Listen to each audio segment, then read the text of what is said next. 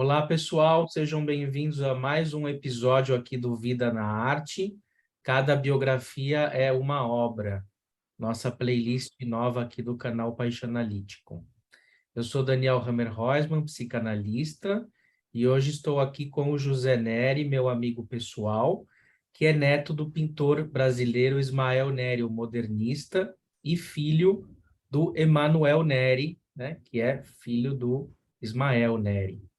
Então, nós estamos aqui numa sequência de encontros, é o segundo encontro que eu tenho com o José Neri, onde ele vai poder tecer aí reflexões, devaneios, comentários da sua experiência com o pai, de que maneira essa experiência filiativa tem conexão com a produção artística e literária do pai. Vocês vão ver ao longo do vídeo, né, sobre o Emanuel Neri aqui, as obras dele passando, muitas obras, né, de pintura, né, ele era artista plástico passando aqui, e espero que seja como um museu digital, onde a gente possa contemplar as obras e saborear e, ao mesmo tempo, o nosso bate-papo. Então, José, bem-vindo aqui novamente no canal.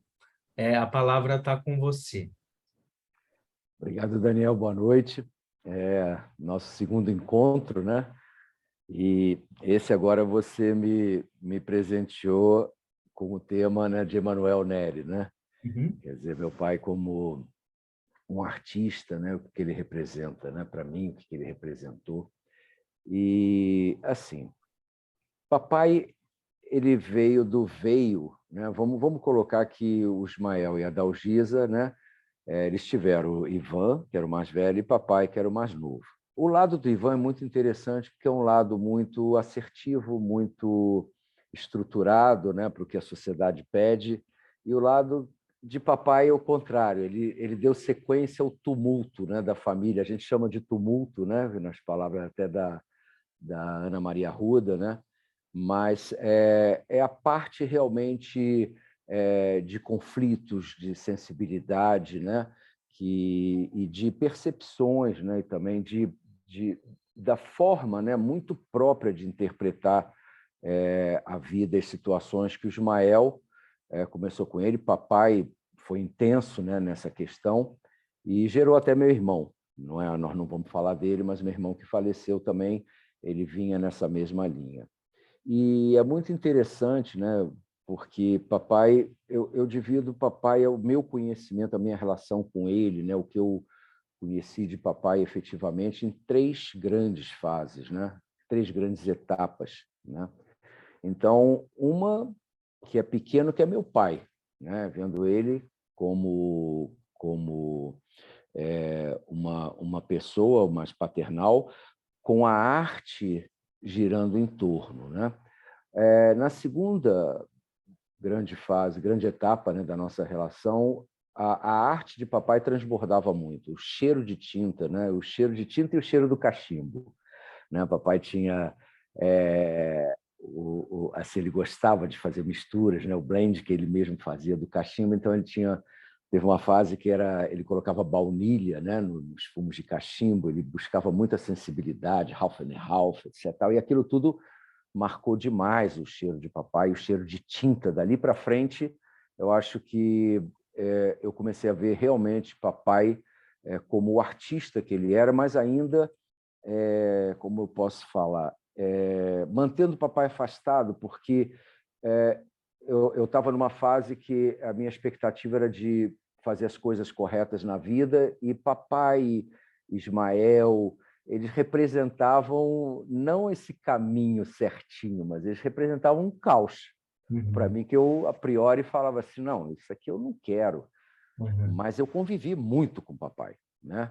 E ele se dividia. A terceira, né, última etapa, nós vamos falar disso, a última fase da nossa convivência, foi quando o papai adquiriu a maturidade, né, como pessoa, como ser humano, mas mantendo a consistência da arte. Ou seja, na anterior, ele se manifestava, a minha visão dele era assim, né? Ele se manifestava como um artista pleno, né?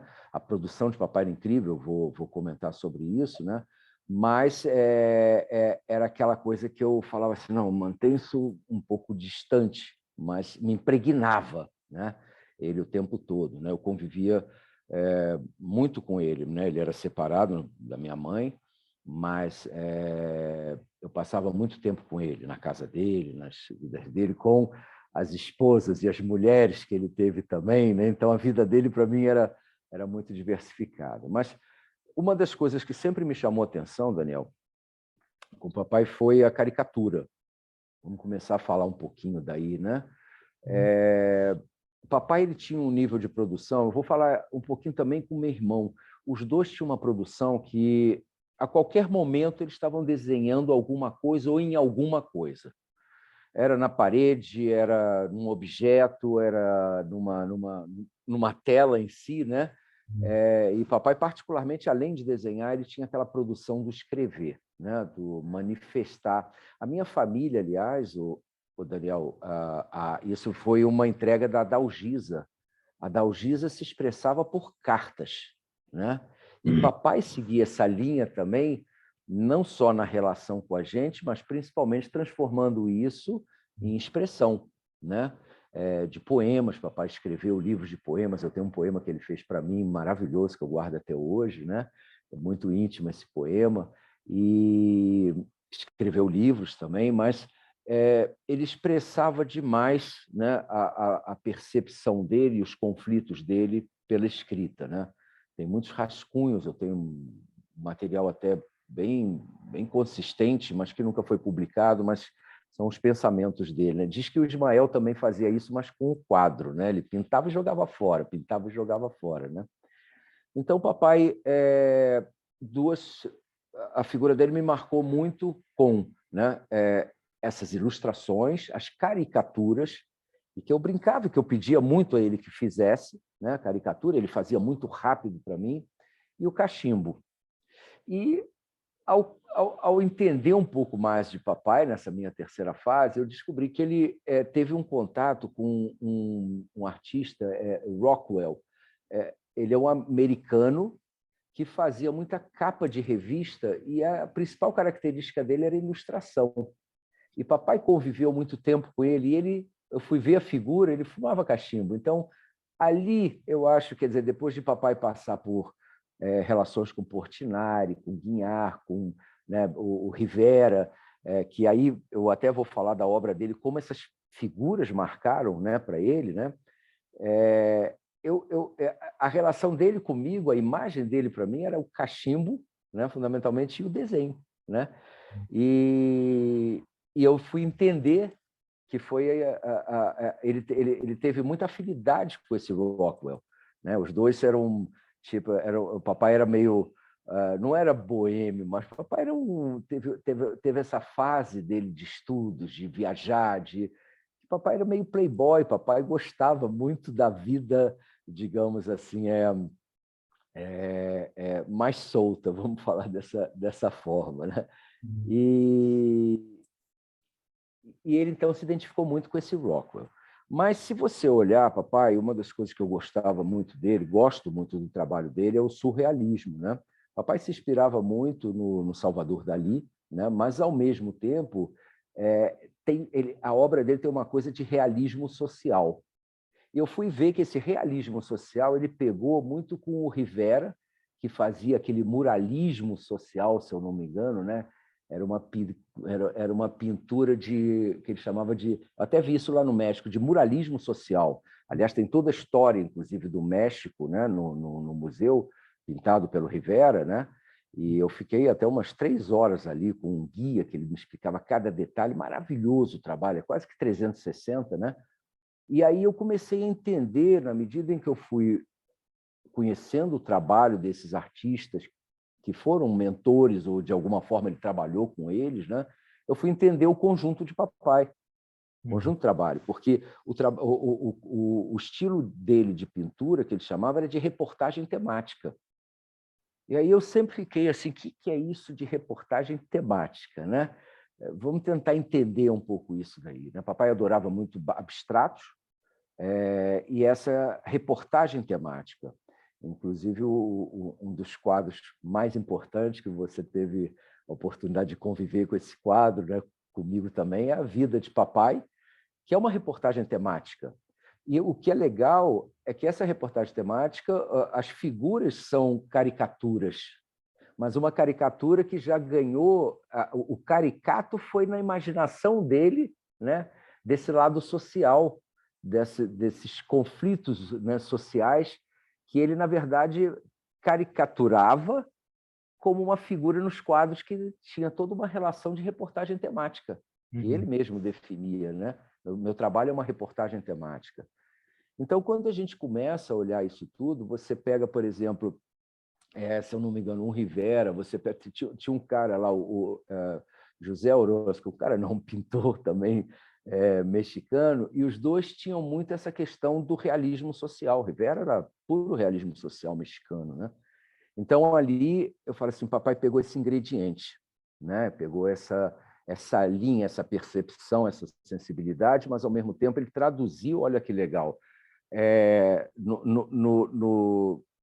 naquele estilo caricato dele. E, juntando as duas coisas, ele criou o que ele chamou de Meus Quadros São uma Reportagem Temática. E é muito interessante, porque talvez assim um conjunto, né, de uma reportagem temática mais expressivo seja esse quadro da vida dele, né, que é uma pena que não está aqui, mas eu até te mandei uma foto, se puder depois publicar, mas esse quadro foi pintado durante, eu acho que uns 15 anos ou 20 anos. Eu, desde pequeno, vi ele pintando esse quadro. E toda hora ele refazia o quadro, quer dizer, ele refazia não, ele, na verdade, dava como se fosse um retrofit, ele fazia, na verdade, um upgrade no quadro, botando camadas e mais camadas das situações novas, né?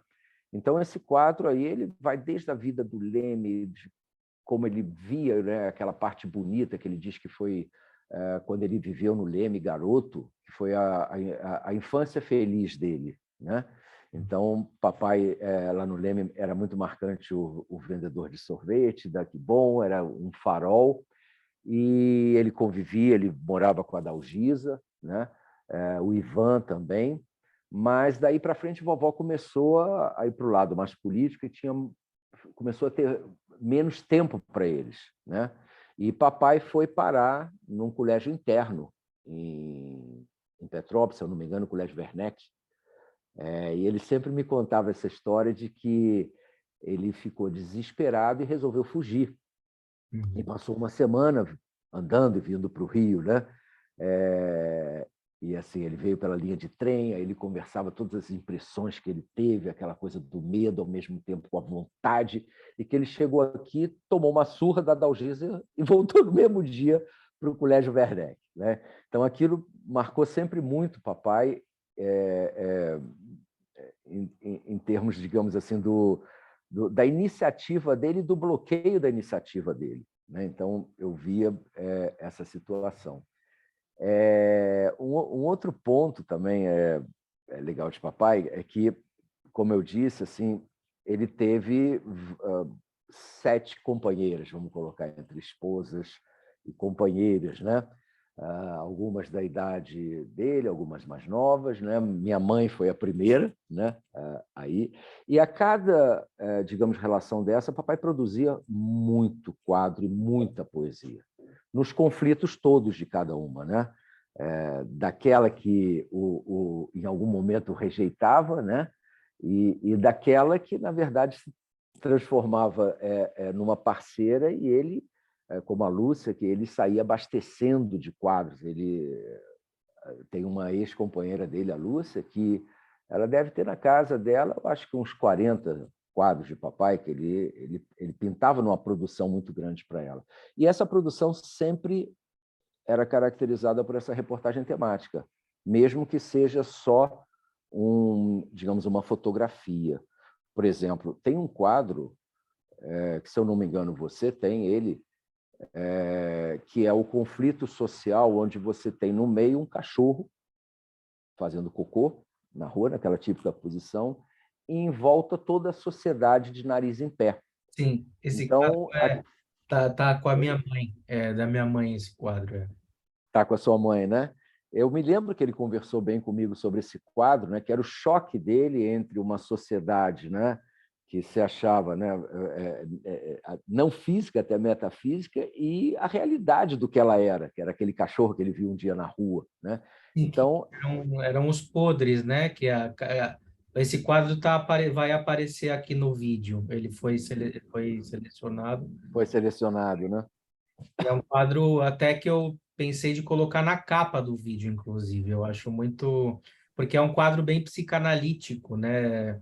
No sentido de que ele mostra os paradoxos, né? As pessoas que mostram uma coisa e são outra, as hipocrisias, os podres.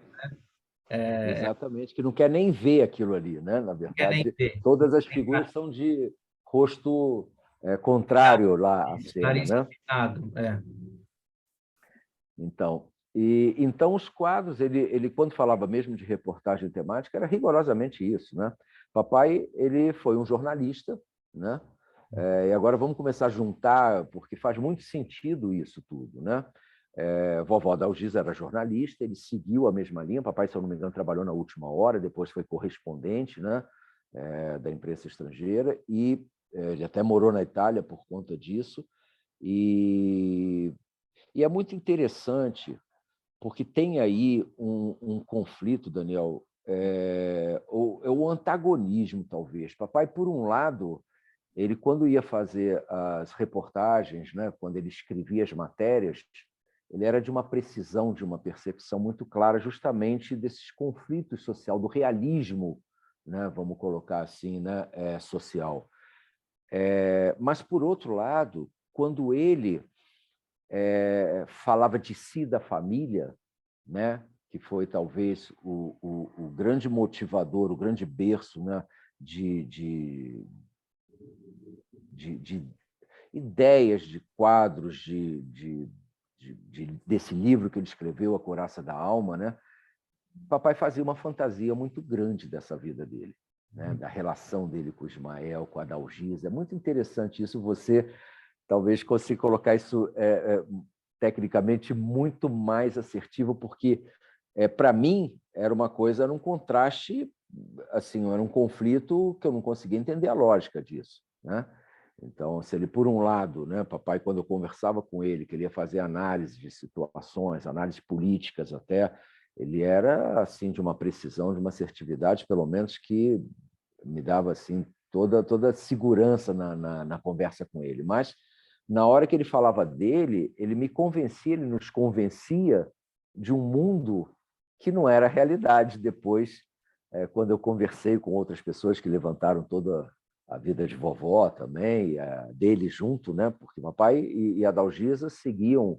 O Ivan cuidava da Dalgisa, cuidava da estrutura da Dalgisa. Papai convivia com a Dalgisa nos conflitos, né? Eu falei que ele se ressentia muito porque ele achava que a Dalgisa via nele o Ismael. Então ele se sentia rejeitado porque ele achava que a Dalgisa rejeitou o Ismael depois da morte. Então, que rejeitava ele. Então, o papai, desde cedo, se sentia um rejeitado, né? E é curioso que, nesse rejeitado, ele seguiu uma linha de jornalismo, que era a linha da Dalgisa, né? Ele não conviveu com Ismael, mas a vocação dele para as artes plásticas, para a pintura e para todas as habilidades, né, até de escultura, que o papai fez bastante também, eram assim enormes, essa produção, né? E ele não conviveu com isso. Eu poderia falar, meu irmão conviveu até com meu pai, eu tinha a linha, mas o Emanuel não conviveu com o Ismael, né? Então, e tem uma outra coisa, sabe, Daniel, também. O Emanuel, ele era um autodidata. Papai estudou lá, eu acho que foi trauma lá no Colégio Werneck. Ele não conseguia ficar em sala de aula. Mas, em compensação, papai, como autodidata, produzia um conhecimento, um estudo assim absurdo, né?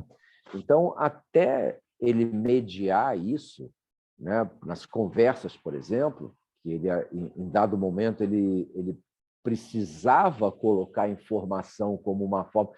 Quer dizer, vamos entender o seguinte: olha só. ele se sentia um rejeitado por parte da Dalgisa. Uhum. Ele se sentia, digamos assim, inseguro com relação ao trabalho dele, porque ele era filho de Ismael Neri. Né? A autoestima de papai, eu acho que era baixa bastante, e que ele compensava isso numa primeira fase, como eu falei, que foi quando ele estudou, que ele viajou lá para a Itália, para México e tudo. Papai, nitidamente pelas fotos, né, pelo que eu via dele, ele formou uma imagem que não era o Emanuel. Ele estava tentando se defender dessa coisa toda, né?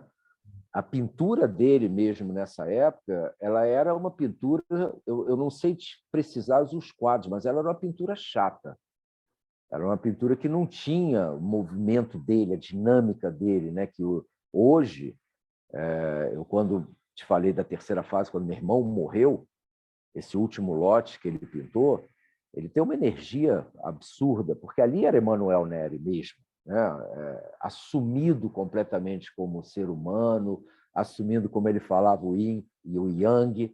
Ele começou a estudar taoísmo para se equilibrar, e papai, ele não é que eu não posso falar que ele era um desequilibrado, mas ele tinha um desequilíbrio muito grande das reações dele com a sociedade, né? Com as reações, em dado momento, eram intempestivas. Tinha uma hora que era uma visão assim de soberba, mas que, ao mesmo tempo, não tinha fundamentos. Ele tinha um conflito muito claro que ele traduzia isso. Né? Ele traduzia isso nos trabalhos, traduzia isso com a família, traduzia isso com a gente. Né? E ao mesmo tempo, papai tinha assim, uma alegria, uma relação com a vida. Né? Em dado momento, ele foi alcoólatra também. Papai teve depressões muito grandes. Ele tem um quadro até que o seu avô adorava, o José Chaim, né? Que é um quadro que é a depressão. É um corpo nu, né? Assim, no quarto todo azulado, um azul escuro. Né? E esse quarto era lá de Copacabana, que eu conheci esse quarto. Ele ficava lá, mas papai passou uns 2 meses nu dentro do quarto, que não saía para nada, e bebendo, enfim. Mas ele reagia sempre a tudo isso, sozinho, sem ajuda. Né? Papai foi para os Alcoólicos Anônimos. Papai teve um até muito curioso, porque ele parou completamente de beber quando ele resgatou a vida dele. O que eu estou querendo falar é que, com todos esses conflitos, com toda essa situação, ele nunca deixou se perder. Né? Ele estava indo se perdendo, mas no último momento a vida era mais forte nele. Eu acho que esse mais forte se traduzia através da arte, do trabalho. Era ali, porque ele se fechava. A gente sabe que nos momentos de crise é onde você tem produções muito boas. E as de papai realmente foram muito boas nesse período. Mas ele conseguiu, digamos, sempre superar. Né? E aí, quando ele falou que, quando ele parou de beber, ele não comia mais japonês. A gente adorava comer o japonês, que ele falou assim: eu não consigo comer o japonês sem um saquê. Para mim, não existe isso. Né? Era outro ponto que ficou assim, muito, muito marcado para mim. Né? Então, o Manu, né? Eu ganhei um pai e uma interação de conhecimento enorme na última etapa que eu te falei dele, de vida, da nossa relação, que foi quando meu irmão morreu, em 85. Então, papai ele passou a produzir quadros com mais calma, passou a produzir com mais... criar, né? Com mais... eu falo produzir porque ele não parava. Né? Aquela coisa do artista que o dedo fica querendo tinta, pincel e a palheta ali. Né? Mas a produção dele, que eu entendi, foi mais... Ela expressou, né, a maturidade dele. Então, você tem um lote de abstratos, mas muito equilibrados. Né? Tem até um grupo de 3 quadros que o Chaim mesmo, né? Ele, quando viu, ele falou: nossa, é a vida do Emanuel, e esse último é a morte dele. Mas os quadros são lindos, são alegres, mas com uma dinâmica, né? Com um nível de informação, tudo em traço. Né? E aí, ao falar em traço, eu estou te colocando as coisas que eu vou me lembrando dele. Ele me falava muito, eu nunca pintei, né? Eu escrevo, eu, na verdade, faço documentos, é o que eu falei, assim, minha produção de artista é outro nível, mas eu sempre tive curiosidade com ele, com o que ele estava trabalhando, né? Eu ficava sentado do lado dele. Ele me falava muito da pincelada, né? Então, ele falava que a pincelada é uma vida, né? Que na hora que você imagina o que você quer lá, né? Ele falava isso com muito detalhe para mim. O que você quer passar, você tem segundos para expressar, Uhum. mas você tem uma vida para ver o que você põe de tons e tinta na ponta do pincel. Ele falava assim, Zé, uma pincelada é a maior gratificação que pode ter, que o que vai sair é o que você imaginou quando você está ali na paleta pegando a tinta e o que está na sua cabeça para realizar. E quando você já não tem mais a percepção, isso é feito automático, é quando você realmente se realiza, né? Uhum. Então, eu guardo até hoje essa paleta Uhum. dele também com a tinta que ele comentou, né? Uhum. É uma palheta mexicana, já que ele gosta do Rivera, né? É, exatamente, uma paleta mexicana, né? Eu fui no México, eu tive também fui lá na casa da Frida Kahlo, né? E fui até no estúdio do Rivera também. E, se eu não me engano, o Rivera pintou um quadro de Adalgisa. Tem um quadro de Adalgisa maravilhoso que está até com o meu primo, né? O Igor, né? Mas papai conviveu ali com eles, né? Um bom tempo também. E eu acho assim, sabe, ô Daniel, quando eu fui olhar e fui ver a escola de papai, ela realmente, o que você hoje analisa da arte dele, né, ou do que ele deixou, o legado dele, ela tem realmente toda aquela estrutura, né? Tem a estrutura do realismo social, tem a Uhum. estrutura do jornalista, né? Ela tem ali a estrutura, né? Quer dizer, até mesmo digamos, a imagem, né? Que ele sempre colocou do cachimbo, né? Dele, é, você vê isso muito impregnado lá no trabalho dele. Ele tem autorretratos, né? Esse daí eu nem te mandei também, mas assim, tudo é o cachimbo, né? Uhum. E no finalzinho da vida dele tinha 3 pelinhos aqui na careca, porque ele falava assim que ele ia ser o primeiro Nery a ficar careca. Eu sou o segundo, né? E aí ele botava 3 cabelinhos aqui subindo nas caricaturas, nos desenhos todos que ele fazia dele, né? Então, Daniel, esse daí é Manuel Nery, né?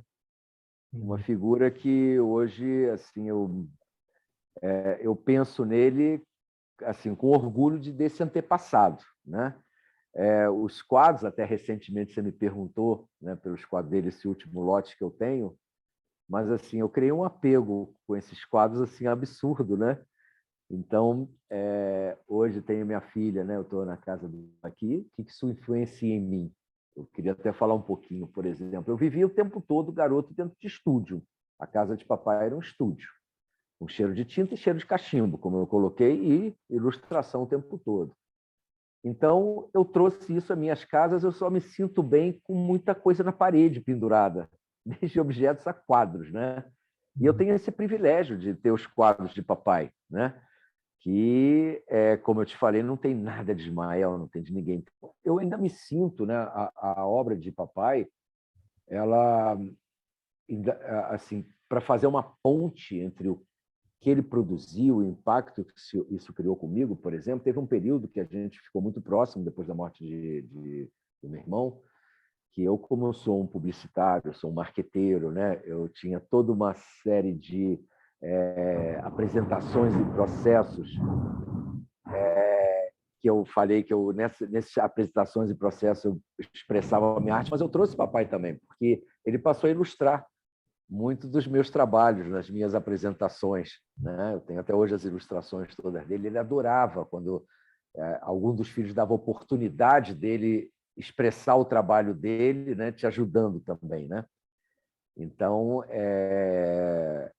eu às vezes até sinto muita falta disso, sabe? Eu acho que hoje eu poderia estar fazendo com ele uma dupla muito boa, né? Dele trazendo essa arte dele, né? Tanto do escrever quanto Por exemplo, papai tinha horas quando eu tinha que fazer textos em inglês, papai falava muito bem, escrevia muito bem inglês. Eu sempre pedi ajuda a ele também, né? Então, a nossa relação, ela virou uma relação, gozado, quase que de adolescente com o pai, depois já de adulto, né? Já de maduro, pouco antes dele morrer, né? Antes E tarde aí eu do que assimilei. nunca, né?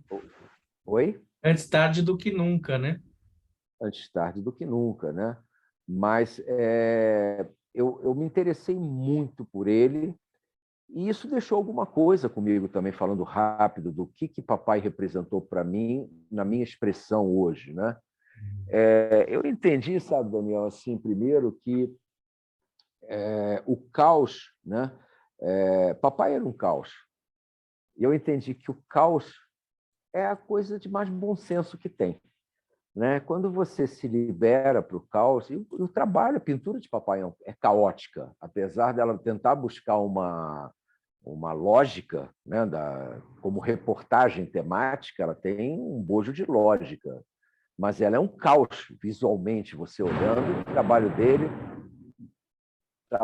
é um caos, né? Tá até aí trovoada se Tá manifestando, trovejando.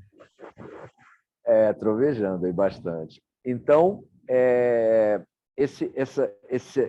ele deixou para mim, talvez, uma das coisas que ficou muito claro é que essa sensibilidade que papai tinha, que Ismael tinha, e que eu sempre bloqueei, ele me liberou nessa última fase. Eu comecei a ficar à vontade com isso, né?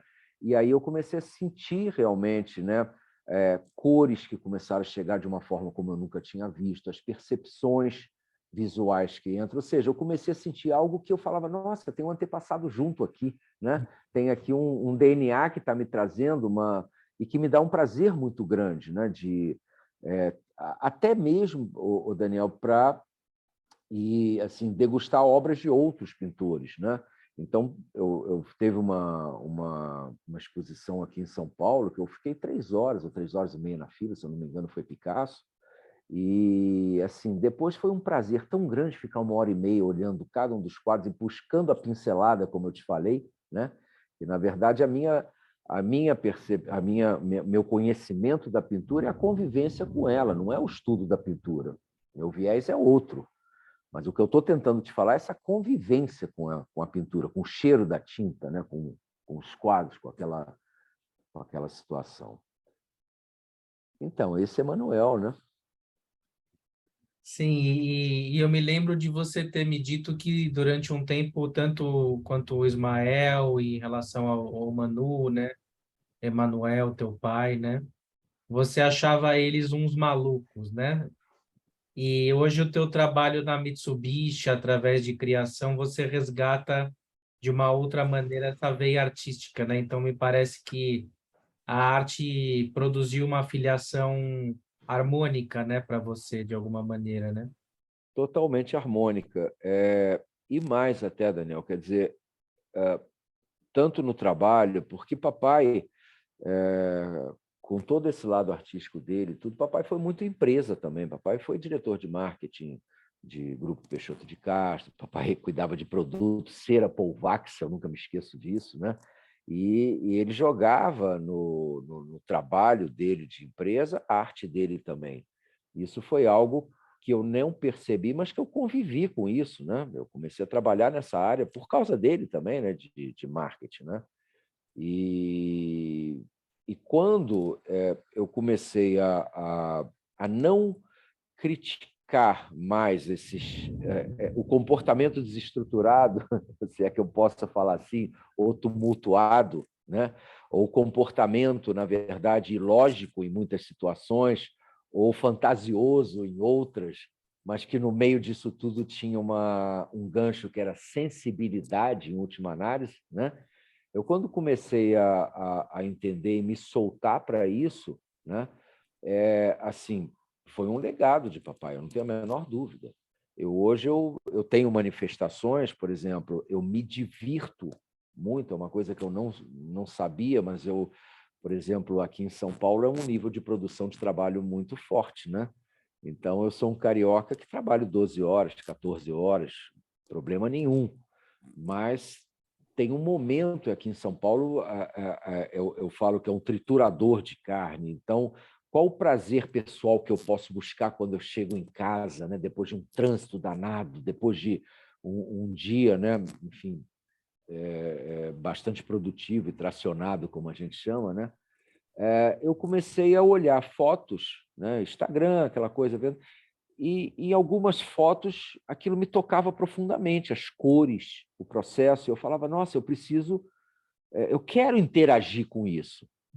E aí nas fotografias de telefone celular eu comecei a fazer minhas manifestações, que é como se fosse uma leitura, né, do que eu estou vendo das fotos.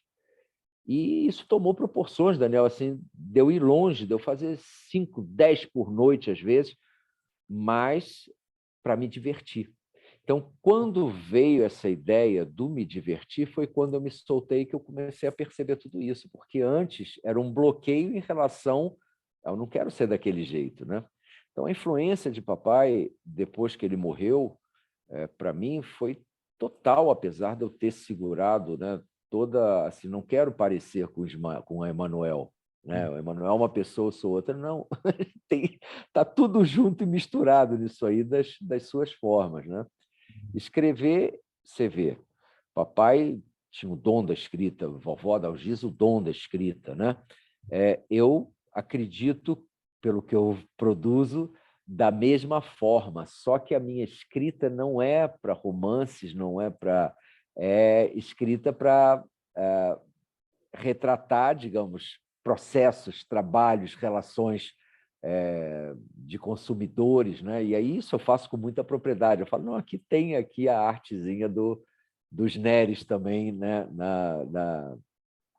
Na produção, né? Não é que eu posso falar de literária, profissional literária, né? Então, assim, Daniel, hoje eu olho o Emanuel, né, com muita admiração, né? Uma pessoa que nasceu e conviveu o início da vida dele com muito conflito dentro de casa, né? Que ele aproveitou essa relação da Dalgisa, né? Eu acho que foi o acaso, eu não sei se foi o acaso ou foi intencional, talvez as duas coisas, mas ele aproveitou essas relações para se aproximar da pintura, desses pintores, desses artistas, foi realmente extraindo de cada um deles, né, como todo artista tem as suas influências, mas ganhou uma personalidade assim total no trabalho dele, né, dessa reportagem temática, né?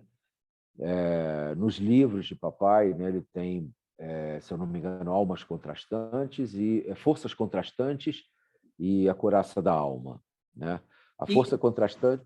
isso, e do que tratam os livros dele? Acho que a gente podia falar um Então, pouco.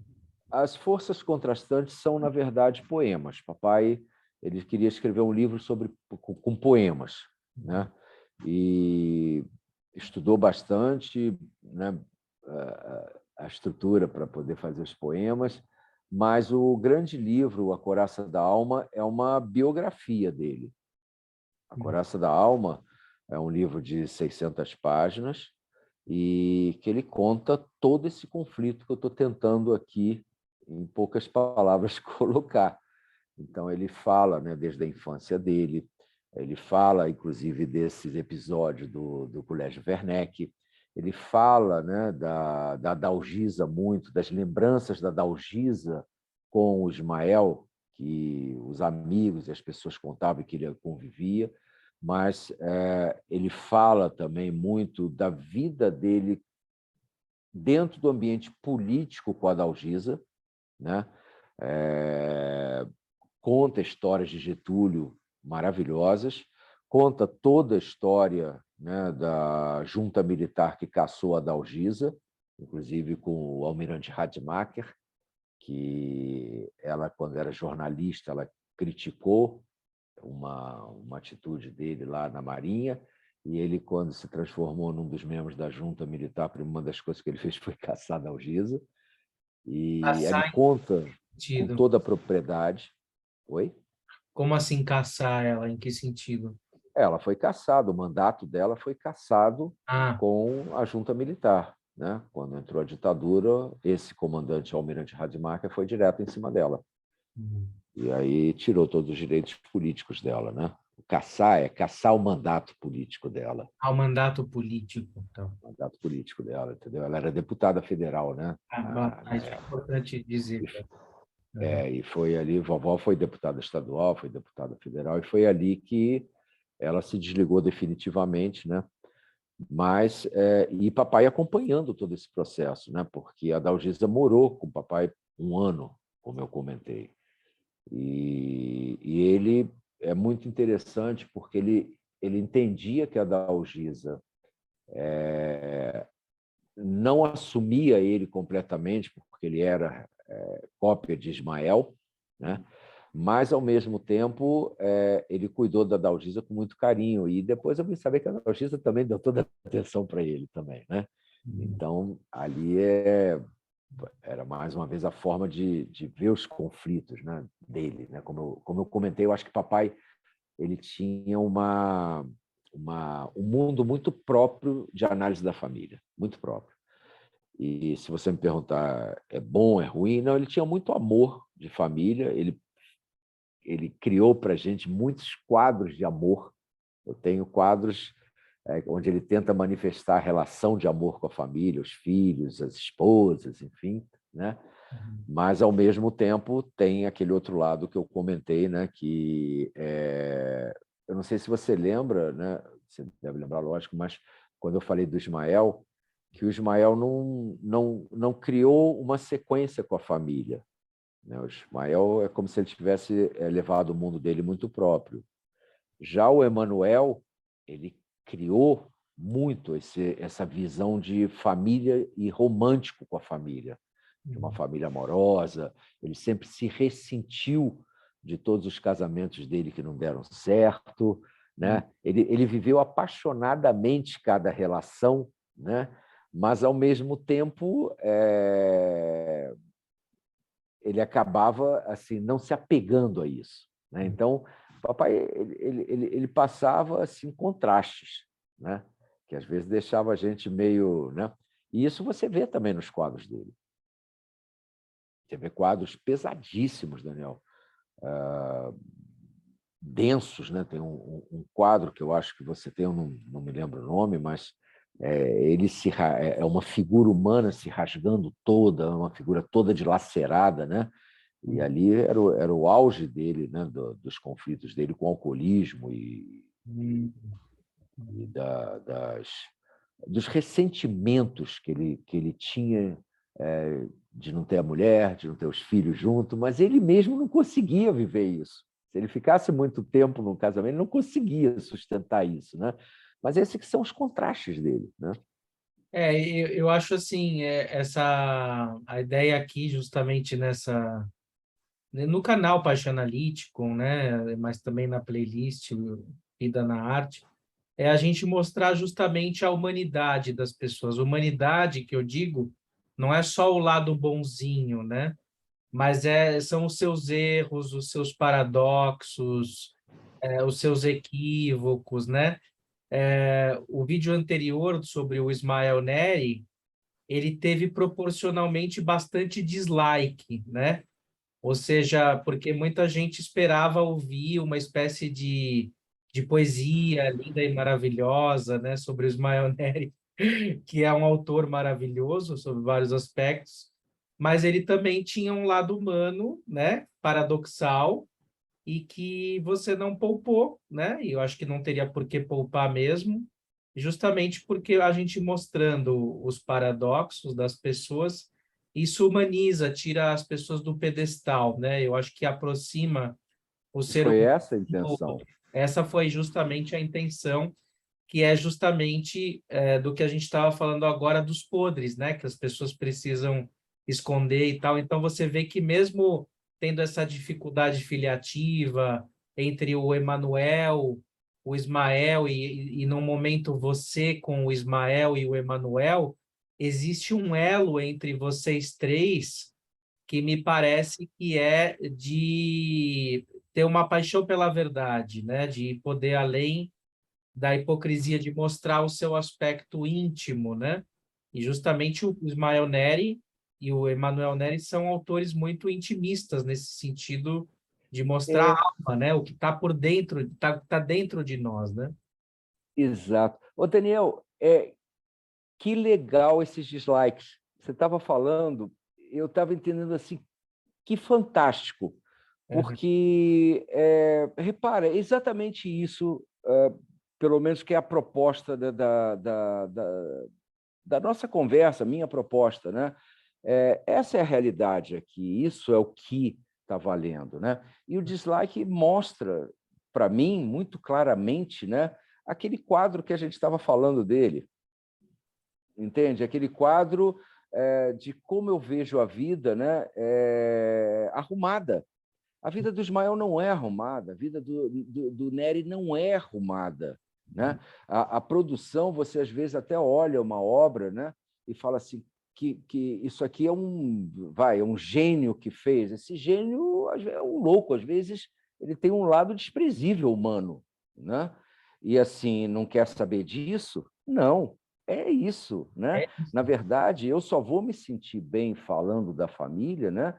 Ou falando de uma família, né, que tem uma visão pública aí, falando da realidade dessa família, que foi o que a gente comenta desde o primeiro momento. Se você quer as histórias de Ismael, os quadros, detalhes todos da produção, dos estilos, de como foi, vai estudar, tem livro para burro aí. Eu não sei falar isso. Agora, eu sei falar de Ismael, eu sei falar de Emanuel como gente, como pessoa, né? Que ela vai interessar a quem quiser efetivamente entender o antes dessas realizações, o que levou essas realizações, o que levou esses quadros. Né? Para mim, quando você entende um artista, como eu falei, como papai, da mesma forma que eu, em dado momento, eu assim renegava papai completamente, né? E que eu hoje amo um quadro dele, não tem hipocrisia, porque vem junto a pessoa Emanuel, vem junto a pessoa Ismael. Né? Então, eu achei muito legal esse dislike, juro por Deus. Acho que foi muito interessante. Não, e justamente os vídeos mais polêmicos, né, e os menos bonitinhos e lapidados são os que têm mais dislike, É, e eu estou começando a achar que, na verdade, quanto melhor o vídeo for, acho que quanto mais dislike ele tem, pelo visto, então, mais eu achei verdadeiro ele é, né? sensacional isso, Daniel. Eu achei sensacional, realmente, porque o padrão, e a gente não está falando de padrão, em nenhuma das conversas aqui nós estamos falando de padrão, pelo contrário, né? Nós estamos falando, esse quadro que eu reporto do cachorro lá, é o que nós estamos falando, essa é a realidade. Né? Então, eu tenho um pai que foi um artista, né? Mas foi uma pessoa, um pai complicado, complexo, né? Que, por exemplo, quando a gente olha para falar de Portinari, né? Tem até, eu tinha me esquecido, mas é o filho dele, né? Tem o Cândido Portinari, tem me foge sempre, o filho dele, que deu sequência a toda a obra, manteve, né, na verdade, a exposição. Em última análise, o Portinari foi mantida a exposição. Agora, eu gostaria de ver o Portinari do lado dele de conflitos como humano. Isso, para mim, é que é o real. Então, voltando aqui para o Emanuel, né? Se você olhar, em dado momento, a figura do Emanuel ela quase que passava uma certa mediocridade social, uma mediocridade no trato com as pessoas, ou nas interações com as pessoas. Né? O Ismael, quando você olha, o Ismael, eu coloquei o lado vaidoso dele, em dado momento de se sentir quase Deus. É isso que a gente tem que esconder para virar e falar que o Ismael era o pintor perfeito que vivia os seus conflitos. Eu não quero romantizar Ismael, não quero romantizar Emanuel. Né? Na verdade, o que a gente está falando aqui é sentado aí no teu divã. Né? Então, que legal essa coisa do dislike. Eu acho que é uma nova referência que você tem que ter. Bom, então vocês, pessoal, deem like, dislike, comentários, fiquem à vontade.